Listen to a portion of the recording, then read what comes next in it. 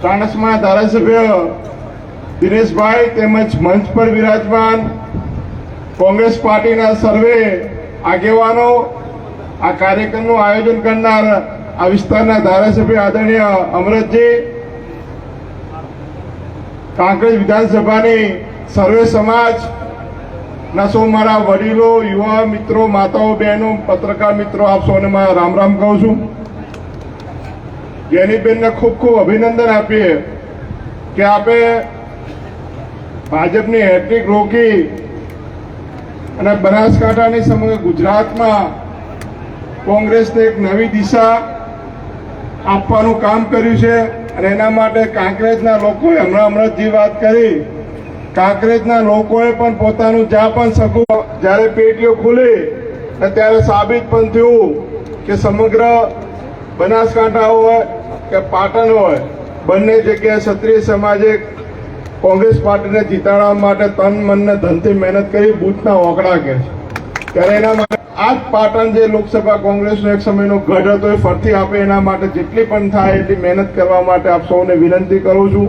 અને ફરતી બનાસબેનની બેન, જ્ઞાનીબેન વતી આપણે જ્યાં પણ સગાવાળામાં, ઓળખીતામાં ભાયાળી કરી છે, સંબંધ હશો ત્યાં દરેક જગ્યાએ આપણે મદદ કરી છે. અને આપ સૌના સાથ સરકારથી જ જ્ઞાનીબેનનો વિજય થયો છે.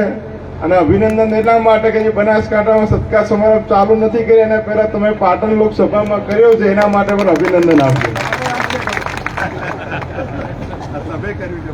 ખૂબ ખૂબ આભાર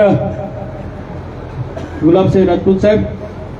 હવે હું વિનંતી કરીશ બનાસકાંઠા લોકસભા સંસદ અને બનાસની બેન જ્ઞાનીબેનને કે આપણને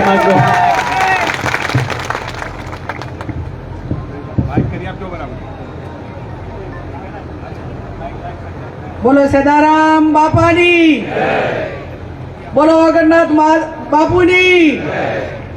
માજી ધારાસભ્ય કે જેને તમે બધે ખોબલે વોટ આપ્યા એવા આદરણીય ચંદનજી ઠાકોર, ચાણસ્માના ધારાસભ્ય આદરણીય દિનેશભાઈ, કાંકરેજના ધારાસભ્ય જેને આપ સૌને અહીંયા કાર્યક્રમ રાખીને સૌને આમંત્રિત કર્યા. આપ નામ લેવા છું તો બધાના લઈ શકું એમ છું, પણ હવે જમવાની એ ઉતાવળ છે, હજી થરાદ કાર્યક્રમ પણ છે. એટલે સ્ટેજ ઉપર બિરાજમાન સૌ વરિષ્ઠ આગેવાનો,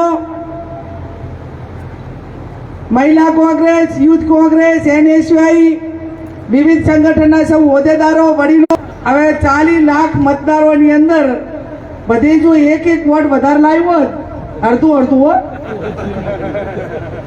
તો પણ આ પરિણામ સુધી આપણે પહોંચી ગયો. મહારાષ્ટ્રમાં 48 વોટે એક સીટ આપણે જીત્યા. હા ભાઈ, 48 વોટે આપણે એક સીટ, 28 વોટે 70,000 તો રાઉન્ડ નીકળતા સાહેબ.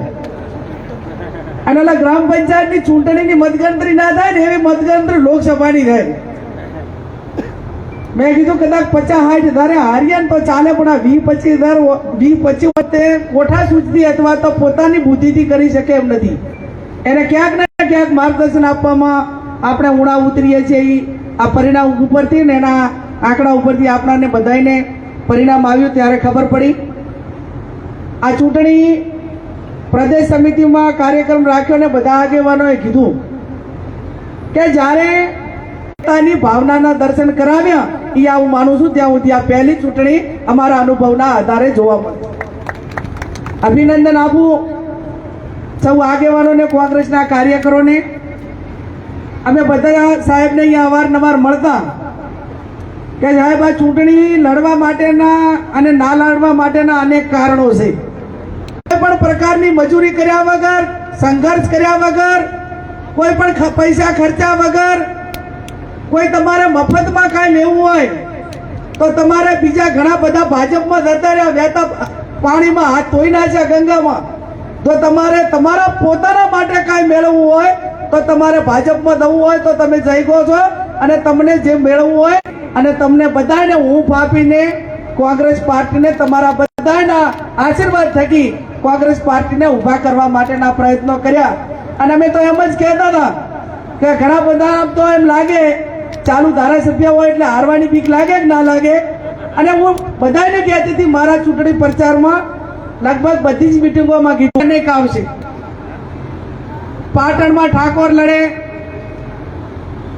મહેસાણામાં ઠાકોર લડે, બનાસકાંઠામાં ઠાકોર લડે, અને છતાં મારો 18 આલમ ને 36 કોમનો તમામ સમાજના આગેવાનો એને રંગે ચંગે ચૂંટણી લડાવે અને એક પણ જગ્યાએ એમ ના કે તમે ઠાકોરોને ટિકિટો આપી છે અમને નથી આપી. તો આજે આ ઠાકોર આગેવાનોને કોંગ્રેસ પાર્ટીને હું બે હાથ જોડીને વિનંતી કરું છું કે હવે બીજા સમાજોને હાચવવાની જવાબદારી એ ઠાકોર જ એ ઋણ અદા કરવામાં પાછો નહીં રહે એવી મને 100% ભરોસો છે અને 100% તમે બધા ઋણ અદા કરશો. ત્યારે 16 જેટલી જિલ્લા પંચાયત એ પાટણ લોકસભામાં આવે છે. પહેલામાં પહેલી ચૂંટણી હું માનું ત્યાં સુધી જિલ્લાને તાલુકા. જ્યારે રામ રાખે ત્યારે એને કોણ ચાખે? જ્યાં સદારામ બાપુના આશીર્વાદ હોય, વાગડજીના આશીર્વાદ હોય, માં નડેશ્વરી જગદંબા ધરણીધર માં જગદંબા અંબાજીના આશીર્વાદ હોય ત્યારે ખોટું કરવા વાળા કેટલા કરે? અને એટલું ચોક્કસથી સાહેબ કહીશ કે આજ બનાસકાંઠાની અંદર 3 લાખથી વધારે ઠાકોર 70% છે. અને એમાં સાહેબ ચૂંટણીની રણનીતિ કેવી કે મારું ગામ અબાસણા છે, હવે મારા ગામની અંદર 2300 મતદારો છે, 2300 માંથી 300 નું મતદાન ના થયું, 300 ભાજપમાં ગયા એટલે 600 ની માર.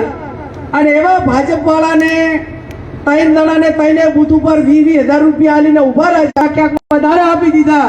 અને અથવા તો પછી બીજા સમાજનો એજન્ટ હોવાના કારણે ક્યાંક ને ક્યાંક દબાયો ગામ લેવલે. અને એના હિસાબે આપણે જે ખોટું હતું એ રોકી શક્યા નહીં. અને છતાં આપણે જીત્યા. પણ મેં કીધું એ પ્રમાણે અયોધ્યાની સીટ તો સાહેબ ના જીત્યા ના. 100 કિલોમીટરના ઘેરાવામાં ખાતું ના ખોલ્યું એટલે રામ પણ આપણા ભેગા હતા કે મારા નામે જ્યાં રામના નામે રાજનીતિ થતી હોય તો રામ તો એ રામ હતા કે જેણે જગદીશભાઈને બધાને કીધું હતું. આજે આ સાહેબ બેઠા છે કે મને પોતાને જાહેર જીવનમાં 28 વર્ષ થયા. આ જગદીશભાઈ ઠાકોર સાહેબ એની સાક્ષી છે કે એમણે સમાજ માટે કેટલી મજૂરી કરી છે. કદાચ ઉત્તર ગુજરાત તો જાણે એ બનાસકાંઠા ને પાટણમાં કઈ રીતે થાય. એ જગદીશભાઈ ઠાકોર છે કે વ્યસન મુક્તિ માટેની વાત આવે ત્યારે યુવાનોને જ્યાં માર્ગદર્શન આપવાનું હોય ત્યાં માર્ગદર્શન આપે. એ જગદીશભાઈ ઠાકોરને અમે બધી ટીમ કે કોઈ પણ વિદ્યાર્થી પરીક્ષા આપવા માટે સાબરકાંઠા ગયો હોય કે બીજા જિલ્લામાં ગયો હોય પણ ત્યાં તેને રહેવાની વ્યવસ્થા આગળના દિવસે સ્પર્ધાત્મક પરીક્ષામાં થાય આ કામો હોય. અમે બધા 28 વર્ષથી માત્ર એકલું રાજકારણ